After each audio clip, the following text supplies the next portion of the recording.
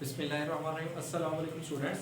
जो नेक्स्ट हमारा एक्सपेरिमेंट है क्लास 9 का, वो है जी measure the thickness of a metal strip और a wire by using screw gauge.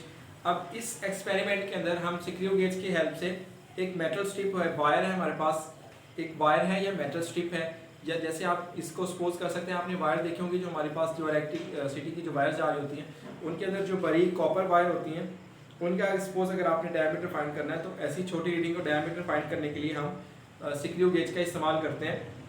वहाँ तक की जो रीडिंग है हमारे पास, वो वर्नियर कैलिपर हमें नहीं दे सकता। तो सबसे पहले सिक्रियो गेज की डेफिनेशन हमारे पास लिखी है। Screw gauge is a device used to measure the length as small as 1/100 of the millimetre. Screw gauge हमारे पास क्या होता है कि अगर आपके पास ऐसी रीडिंग हो जो आपके पास उसका जो हो 100 मिलीमीटर, 100 मिलीमीटर यानी कि 0.01 मिलीमीटर, तो आपके पास 0.01 मिलीमीटर की रेंज तक अगर कोई इतनी छोटी विड्थ वाली वैल्यू इंस्ट्रूमेंट आपके पास कोई ऑब्जेक्ट है, या इससे छोटी अगर लेंथ वाला ऑब्जेक्ट है, तो आप उस लेंथ से उस छोटी सी चीज़ का लेंथ या डायमीटर किस तरह फाइंड कर सकते हैं आप, तो उस चीज़ के लिए हमें सिक्रियो गेज की हेल्प पड़ती है। तो सबसे पहले सिक्रियो गेज की अगर कंस्ट्रक्शन देखें, तो सिक्रियो गेज के ऊपर आपके पास दो स्केल होते हैं, एक मेन स्केल होता है और एक सर्कुलर स्केल होता है, जिसको जो आपके पास मूवेबल होता है। जब आप उसको रोटेट करवाते हैं तो आपके पास वो मूवेबल स्केल होता है और वो रोटेट भी कर सकता है। उस दोनों स्केल के ऊपर रीडिंग्स दी जाती हैं। जो आपके पास जो मेन स्केल की रीडिंग है वो आपके पास मिलीमीटर में होती है, और जो मेन सर्कुलर स्केल के ऊपर जो रीडिंग है वो मिलीमीटर के 100 डिवीजन या 50 डिवीजन के पार्ट्स के होते हैं। एक डिवीजन को 10 पार्ट्स में या 5 पार्ट्स में डिवाइड किया जाता है। इस तरह जो आपके पास जो मेन स्केल की जो रीडिंग होती है, जो लाइन जिस लाइन्स के ऊपर रीडिंग्स लिखी होती हैं, उस लाइन्स को कहा जाता है डॉटम। और इसके अलावा एक पीछे रैचिट होता है, आप इस देख सकते हैं यहाँ पे, या आपके पास एक इसको रैचिट, ये थिम्बल, ये मेन स्केल की डिवीजन है। जो लाइन जिस लाइन्स के ऊपर ये रीडिंग लिखी गई है, इसको हम डॉटम लाइन कहते हैं। और ये स्पिंडल है हमारे पास, और ये एनविल, और ये आपके पास एक यू शेप मेटल फ्रेम होता है। यहाँ पे आपके पास इसका लीस्ट काउंट भी लिखा गया है, और एक लास्ट में रैचिट होता है जिसकी हेल्प से आप इसको रोटेट करवाते हैं, और ये आपस में जॉज इनके क्लोज होना शुरू हो जाते हैं। नेक्स्ट आपके पास जो इसके अंदर जो सबसे अहम टर्म है वो है pitch of the screw gauge. Pitch of the screw gauge क्या होती है? जब आप उस सर्कुलर स्केल को मूव करवाएं, एक कंप्लीट रोटेशन करवाएं सर्कुलर स्केल की, सर्कुलर स्केल के कंप्लीट रोटेशन के वक्त जितनी वो रीडिंग आपके पास नोट करेगा, जितनी रीडिंग वो आगे मूव करेगा, वो उस सिक्रियो गेज की पिच कहलाती है। मिसाल के तौर पर अगर ये मेरे पास हो और यहाँ पे मैं इसको रोटेट करवाऊँ, ये जहाँ से मैंने स्टार्ट करवाया वहीं से इसको वापस लेके आऊँ, और आगे से जो वो आगे भी मूव करेगा, और जितने स्टेप वो आगे मूव करेगा वो हमारे पास उस सिक्रियो गेज की पिच कहलाएगी। इस तरह अब हम नेक्स्ट लेते हैं कि सिक्रियो गेज का लीस्ट काउंट क्या होता है। लीस्ट काउंट की डेफिनेशन हम पिछले एक्सपेरिमेंट में डिस्कस कर चुके हैं कि वो स्मॉलेस्ट रीडिंग या वो छोटी से छोटी रीडिंग जो आप किसी इंस्ट्रूमेंट से मालूम कर सकते हैं या फाइंड कर सकते हैं, वो उस इंस्ट्रूमेंट का लीस्ट काउंट कहलाता है। तो सबसे पहले लीस्ट काउंट का फार्मूला यहाँ पे होगा सिक्रियो गेज का, pitch of the screw gauge divided by number of divisions on circular scale. अब यहाँ पे आपके पास जो सर्कुलर स्केल होता है सिक्रियो गेज का, उसकी रीडिंग डिफरेंट होती है। आपके पास सर्कुलर स्केल की रीडिंग भी कुछ आपके पास होते हैं जिनके ऊपर जो सर्कुलर स्केल की रीडिंग 50 होती है, मोस्टली जो होती है उनके पास 20 वाली भी होती है, कुछ 100 डिवीजंस वाले भी होते हैं आपके पास। तो इस तरह आपके पास लीस्ट काउंट का जो फार्मूला हमारे पास बनेगा, वो लीस्ट काउंट यहाँ पे लिखा है। यहाँ लीस्ट काउंट जो हमारे पास होगा लीस्ट काउंट में यहाँ पे लिख देता हूँ, जो मेरे पास इस time 0.05 millimetre, 0.01 millimetre, sorry 0.01 millimetre, ये मेरे पास क्या है, लीस्ट काउंट है सिक्रियो गेज का, जो इस वक्त हम इस्तेमाल कर रहे हैं, जिनकी हेल्प से हमने ये रीडिंग निकाली है। तो उसके बाद नेक्स्ट हमारे पास इसका प्रोसीजर आ जाता है। तो सब प्रोसीजर से पहले इसकी कुछ चीज़ें हैं, जैसे एरर्स हैं, पॉजिटिव एरर, नेगेटिव एरर। तो इस चीज़ का भी जैसे हमने वर्नियर कैलिपर के अंदर चेक किया था कि अगर हम कोई इंस्ट्रूमेंट जब भी इस्तेमाल करने लगते हैं या कोई भी मेजरमेंट लेना चाहते हैं, तो उस इंस्ट्रूमेंट का हमें एरर मालूम होना चाहिए। जब तक उस इंस्ट्रूमेंट का एरर फाइंड नहीं करेंगे, हमारी जो रीडिंग्स होगी वो बिल्कुल एक्यूरेट नहीं होगी। इस वजह से हम सबसे पहले एरर देखेंगे। एरर फाइंड करने के लिए भी इसमें भी दो टाइप्स हैं एरर की, जैसे वर्नियर कैलिपर के अंदर था 2 टाइप्स होती हैं एरर की, वर्नियर कैलिपर के अंदर भी सेम पॉजिटिव और नेगेटिव। इसी तरह यहाँ पे हमारे पास जो सिक्रियो गेज है, इसकी भी 2 टाइप्स के एरर होते हैं। एक होता है पॉजिटिव जीरो एरर और दूसरा होता है negative zero error. Positive zero error कब होगा? जब आप जॉस को आपस में क्लोज करेंगे, और आपके पास जो सर्कुलर स्केल का जीरो हो और वो डॉटम लाइन के जीरो एरर से पीछे रह जाए। जैसे यहाँ पे लिखा भी हुआ है, the zero of circular scale is below the datum line. जब आप उस सर्कुलर स्केल को रोटेट करवाएं और जॉज आपस में बिल्कुल क्लोज हो जाएं, उसके स्पिंडल यानी कि जो लिखा आपस में बिल्कुल मिल जाएं, लेकिन आपका जो सर्कुलर स्केल का जीरो है वो स्पिंडल के जीरो से कहीं बिलो रह गया, पीछे रह गया, तब हम कहेंगे हमारे इंस्ट्रूमेंट के अंदर जो एरर है वो है जी पॉजिटिव जीरो एरर। इसी तरह जब आप उसको क्लोज करें, अगर ऐसा हो जाए कि आपके जीरो एरर जो सर्कुलर स्केल का जीरो है वो आगे निकल जाए, तब आपके पास जो एरर जिस टाइप का एरर होगा उस एरर की टाइप्स को हम कहेंगे नेगेटिव जीरो एरर। इसी तरह जब हम हमारे पास जीरो एरर आ जाता है तो उसके अंदर हम सबसे पहले जीरो करेक्शन अप्लाई करते हैं। तो जीरो एरर फाइंड करने का जैसे यहाँ पे मैंने रीडिंग ली हुई है, तो सबसे पहले लीस्ट काउंट लिखा गया है आपके पास सामने। लीस्ट काउंट क्या होता है 0.01 मिलीमीटर। और अब हम सपोज हमारे जो डिवीजन था उसके अंदर नेगेटिव जीरो एरर था, तो नेगेटिव जीरो एरर फाइंड करने के लिए हम देखेंगे हमारे पास टोटल डिवीजन्स कितनी है सर्कुलर स्केल के ऊपर। टोटल डिवीजन्स सपोज हमारे पास 50 है, जो हमारा इस वक्त मेरे पास जो सिक्रियो गेज है उसके ऊपर जो टोटल सर्कुलर स्केल के ऊपर जो डिवीजन है वो 50 है, और जीरो जो है वो मेरा कहीं पीछे आगे निकल गया है। तो फिर हम चेक करेंगे कौन सी डिवीजन जो है वो सर्कुलर स्केल मेन स्केल की रीडिंग के साथ कोइंसाइड कर रही है। सपोज जो एग्जैक्टली कोइंसाइड रीडिंग है मेरे पास वो 34 है, तो अब हम क्या करेंगे 34, ये भी हम जीरो एरर फाइंड करने का तरीका है। तो जीरो एरर आप क्या करेंगे 34 माइनस 50 कर देंगे। जब हमने 34 माइनस 50 किया तो आपके पास माइनस 16 आ गया। अब ये माइनस क्यों आया, ये माइनस आपको बता रहा है कि जो आपका एरर है वो नेगेटिव जीरो एरर है। अगर हमारा जीरो जो कहीं पीछे रह जाता, फिर हम रीडिंग को माइनस करते, 50 माइनस 34 होना था, फिर हम हमारे पास तब हमारा जो आंसर होना था वो पॉजिटिव 16 होना था। लेकिन अब हमारा नेगेटिव जीरो एरर है, क्यों? क्योंकि हमारा जो वर्नियर सर्कुलर स्केल का जीरो है वो आगे निकल गया डॉटम लाइन से। डॉटम लाइन क्या थी आपके पास, जो मेन स्केल के ऊपर जो लाइंस बनी हुई थी जिसके ऊपर स्केल बनाया गया था वो आपके पास कहलाती है डॉटम लाइन। उस डॉटम लाइन से जब आगे निकल गया तो आपके पास वो नेगेटिव जीरो एरर, जिसकी वजह से आपके पास ये माइनस 16 में आया। तो अब हमने क्या करना है, जीरो एरर यहाँ तक फाइंड करने के बाद आपने उस एरर को मल्टीप्लाई करवाना है लीस्ट काउंट के साथ। लीस्ट काउंट के साथ लीस्ट काउंट हमारा क्या है 0.01, 16 को मल्टीप्लाई करवाया लीस्ट काउंट के साथ तो हमारा आंसर आया 0.16 mm, 0.116 मिलीमीटर। और ये नेगेटिव क्या शो कर रहा है, जो हमारा एरर है वो नेगेटिव है। तो जैसे हमने बात की थी जो जीरो करेक्शन होता है हमारे पास वो जीरो एरर का नेगेटिव होता है, यानी कि जीरो एरर का उलट प्रोसेस जब आप करेंगे तो आपके पास वो हो जाता है जीरो करेक्शन। यहाँ पे जो मैंने एरर फाइंड किया मेरे पास था माइनस में। अब अगर मैं जीरो करेक्शन फाइंड करना चाहता हूँ तो मैं क्या करूंगा जी, जीरो करेक्शन इसके उलट कर दूंगा। माइनस एरर था तो एरर किस जीरो करेक्शन किस में चली जाएगी, पॉजिटिव में। सपोज अगर मेरे पास ये एरर पॉजिटिव में होता प्लस 0.16 मिलीमीटर होता, तब जो मैं जीरो करेक्शन इसके ऊपर अप्लाई करता वो होती मेरे पास माइनस में, माइनस 0.16 मिलीमीटर। उम्मीद है आपको ये समझ आ गया होगा कि जो जीरो करेक्शन होता है आपके पास वो जीरो एरर का नेगेटिव यानी कि जीरो एरर का उलट होता है। अब यहाँ पे आपके पास सपोज रीडिंग ली गई है कुछ, जो यहाँ पे आपने मेटल स्ट्रिप हमने प्लेस करके सिक्रियो गेज की हेल्प से कुछ रीडिंग्स निकाली गई हैं, तो आपके सामने यहाँ पे मैं वो रीडिंग लिख दी है बोर्ड के ऊपर। तो इस तरह जब आपके पास एग्जाम के अंदर जो प्रैक्टिकल परफॉर्म करना होगा आपने, उसके अंदर भी आपने बिल्कुल ऐसे ही आपको कुछ वो एग्जामिनर मेटल की स्ट्रिप दे देगा या वायर दे देगा और कहा जाएगा ये आपके पास एक सिक्रियो गेज है, ये इस सिक्रियो गेज की हेल्प से आप इस मेटल या इस वायर की आप हमें डायमीटर या उसका रेडियस फाइंड करके बताएं। तो आप क्या करेंगे, सबसे पहले ये सपोज रीडिंग, मोस्टली जो बच्चे वहाँ पे लिखते हैं वो सपोज रीडिंग लिखी जाती है, तो यहाँ पे आप देख के आप अपने पास नोट भी कर सकते हैं। तो सबसे पहले हम ये देखें कि 3 ऑब्जर्वेशन ली जाती हैं।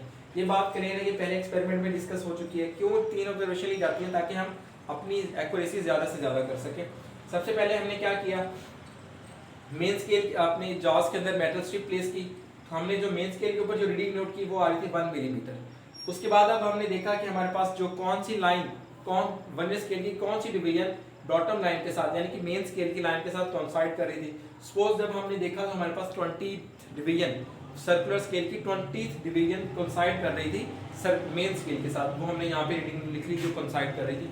उसके बाद अब हमने क्या करना है, फ्रैक्शन टू बी एडेड, यानी कि आपने जैसे हम पहले करते थे वर्नियर कैलिपर के साथ वर्नियर स्केल की रीडिंग निकाल के मल्टीप्लाई करवाते लीस्ट का उसके साथ लीस्ट काउंट के साथ, सेम वही उसी तरह बिल्कुल आप क्या करेंगे, सर्कुलर स्केल की रीडिंग निकालने के बाद आप मल्टीप्लाई करवाएंगे लीस्ट काउंट के साथ। तो यहाँ पे मेरे पास जो सर्कुलर स्केल की रीडिंग थी वो 20 है, उसको मल्टीप्लाई करवाया लीस्ट काउंट के साथ, तो मेरे पास आंसर आ गया 0.2 मिलीमीटर। अब हमने क्या निकालना है, थिकनेस निकालना है। थिकनेस फाइंड करने के लिए हम मेन स्केल की रीडिंग प्लस सर्कुलर स्केल की रीडिंग दोनों को आपस में ऐड कर देंगे तो 1 + 0.2 जब हमने किया तो मेरे पास आंसर आया 1.2 मिलीमीटर। यहाँ तक तो हमने चेक किया कि हमारे पास ऑब्जर्व थिकनेस थी उस मेटल स्ट्रिप या वायर की। यहाँ पे हमने वायर प्लेस करके निकाली हुई ये रीडिंग्स, तो वायर प्लेस करके जब हम रीडिंग निकाली तो मेरे पास आ गई ऑब्जर्व थिकनेस। अब हमने बात करनी करेक्टेड थिकनेस में निकालनी है। मैंने ये पहले बताया था करेक्टेड थिकनेस क्या होता है आपके पास, कि जब आपने उस रीडिंग्स के ऊपर जब तक आपने एरर का या जीरो करेक्शन अप्लाई नहीं किया तो आपके पास जो रीडिंग होगी वो यहाँ तक होगी, यानी कि ये ऑब्जर्वेशन की रीडिंग आई हुई है, आपके पास करेक्ट रीडिंग नहीं है। करेक्ट रीडिंग कब होगी, जब आप उसके ऊपर जीरो करेक्शन अप्लाई कर देंगे। तो यहाँ पे आप देख सकते हैं ये मैंने हमारा जो एरर फाइंड किया, एरर हमारे पास था -0.16 और जीरो करेक्शन हमारे पास है 0.16, यानी कि जो भी हम रीडिंग फाइंड करेंगे उस रीडिंग के अंदर ये जीरो करेक्शन कर देंगे। तो मेरे पास जो एरर आया जो रीडिंग आई ऑब्जर्व 1.2, इसके अंदर जीरो करेक्शन यानी कि प्लस कर दिया 0.16, तो मेरे पास आंसर आ गया। ये आपके पास थिकनेस है, थिकनेस को टी से डिनोट किया गया, यहाँ पे T1 आ गया 1.36 मिलीमीटर, तो आपके पास ये आ गई थिकनेस वायर की। तो अब इसी तरह हमें तीनों रीडिंग्स निकाल ली और रीडिंग्स लेने के बाद आप देख सकते हैं कि तीनों रीडिंग्स मैंने यहाँ पे ऑब्जर्व लिखी गई है कि पहले मेंस के रीडिंग 1 है, फिर 22 है, 22 को मल्टीप्लाई करवा दिया लीस्ट काउंट के साथ। इस तरह आप पूरा प्रोसीजर देख सकते हैं और लास्ट में एंड में हमने सब के ऊपर +0.16 +0.16 +0.16 तीनों रीडिंग्स के ऊपर हमने जीरो करेक्शन अप्लाई किया हुआ है ताकि हमारी रीडिंग करेक्ट आ जाए। अगर आप जीरो करेक्शन अप्लाई नहीं करेंगे तो आपकी रीडिंग एग्जैक्ट नहीं होगी, आपकी रीडिंग सिर्फ ऑब्जर्व रीडिंग तक रहेगी। अगर आप करेक्ट रीडिंग निकालना चाहते हैं तो उसके लिए आपको क्या करना पड़ेगा, सबसे पहले जीरो करेक्शन अप्लाई करना पड़ेगा। उसके बाद हम इन तीनों का मीन निकालेंगे। मीन निकालने के लिए T1 + T2 + T3 इन तीनों को वैल्यूज पुट करने के बाद जो हमारे पास आंसर है वो 1.39 मिलीमीटर है। ये था आपके पास ऑब्जर्वेशन एंड कैलकुलेशन जो हमने वायर से निकाली थी। आप रिजल्ट के अंदर या कैलकुलेशन के अंदर भी यही कुछ ही लिखेंगे इसके अंदर। तो thickness of a metal strip is 1.39 millimetre.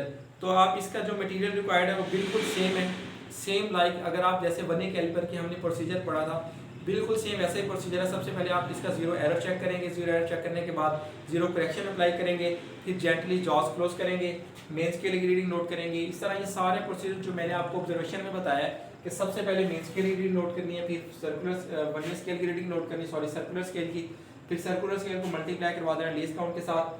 फिर ये जब मल्टीप्लाई करवाने के बाद ये आपके पास सर्कुलर स्केल की रीडिंग बन जाएगी और ये मेन स्केल की, फिर दोनों को ऐड कर देंगे और ये हमारे पास फाइनल रीडिंग आ जाएगी। अब नेक्स्ट हमारे पास जो कुछ पोस्ट लैब एक्टिविटीज के क्वेश्चन है, पहला जो क्वेश्चन है हमारे पास वो है student uses a screw gauge to determine the thickness of a sheet paper. ये आपके पास एक क्वेश्चन लिखा गया है कि एक स्टूडेंट है उसने शीट की थिकनेस फाइंड करनी है, तो उसके पास वो शीट उसने उसके अंदर प्लेस की तो उसके पास जो रीडिंग आ जाएगी, सपोज उसने रीडिंग फाइंड की, आप बिल्कुल यही वाला फार्मूला अप्लाई करेंगे। शीट प्लेस करने के बाद सबसे पहले मेन स्केल की रीडिंग नोट करेंगे, देन आपके पास जो डॉटम लाइन कौन सी थी, जो मेन स्केल के ऊपर जो लाइन जिस लाइन के ऊपर रीडिंग लिखी जाती है वो डॉटम लाइन कहलाती है आपके पास, उसको मल्टीप्लाई करवा देंगे लीस्ट काउंट के साथ, तो फिर उनको प्लस करके दोनों को मेन स्केल की रीडिंग प्लस इसकी रीडिंग, तो आपके पास उस शीट की थिकनेस आ जाएगी।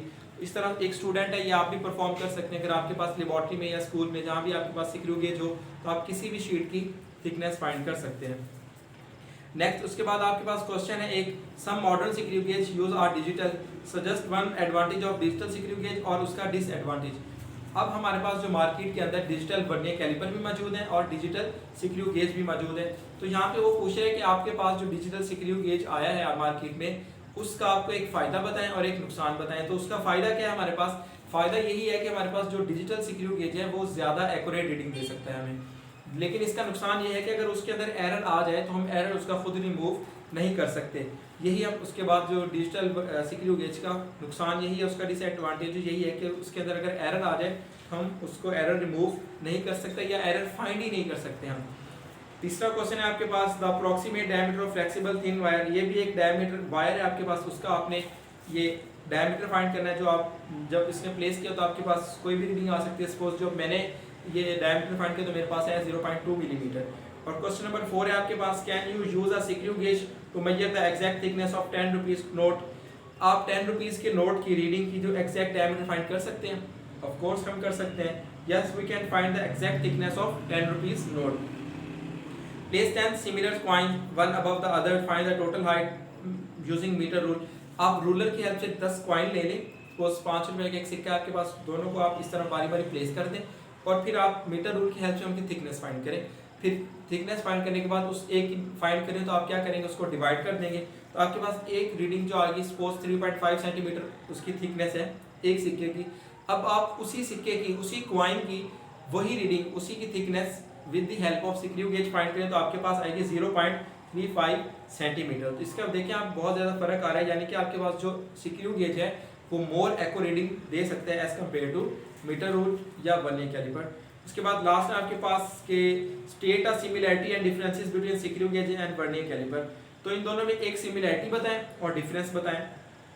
तो सिमिलैरिटी क्या है कि दोनों इंस्ट्रूमेंट वर्नियर कैलिपर और स्क्रू गेज हम इसलिए इस्तेमाल करते हैं, उसके अंदर हम स्मॉल ऑब्जेक्ट की लेंथ फाइंड कर सकते हैं। और इनके अंदर डिफरेंस क्या है, आपके पास वर्नियर स्केल के ऊपर जो स्केल होता है वो एक वर्नियर स्केल होता है, बिल्कुल लीनियर स्केल होता है आपके पास। इसके बरक्स जब आप उसमें देखें कि सर्कुलर स्क्रू गेज के ऊपर जो इसका स्केल होता है वो सर्कुलर स्केल होता है। ये डिफरेंस है कि आपके पास वर्नियर स्केल के ऊपर एक लीनियर स्केल होता है जो कि वर्नियर स्केल के नाम से जाना जाता है, जबकि अगर आप दूसरा स्क्रू गेज देखें तो उसके ऊपर एक सर्कुलर स्केल का स्केल होता है। यही डिफरेंस है दोनों में। लेकिन सिमिलैरिटी क्या है दोनों के अंदर, दोनों का काम यही है कि दोनों के अंदर दोनों इंस्ट्रूमेंट की हेल्प से हम स्मॉल ऑब्जेक्ट की लेंथ फाइंड कर सकते हैं और उन्हीं स्मॉल ऑब्जेक्ट का डायमीटर भी फाइंड कर सकते हैं।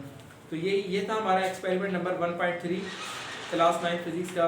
इससे रिलेटेड अगर आपने कोई भी सवाल पूछना है या कोई भी रीडिंग या किसी भी फॉर्मूले की आपको समझ नहीं आई तो आप हमारे कमेंट सेक्शन में पूछ सकते हैं। ठीक, तब तक के लिए इजाज़त दीजिए। अल्लाह हाफ़िज़।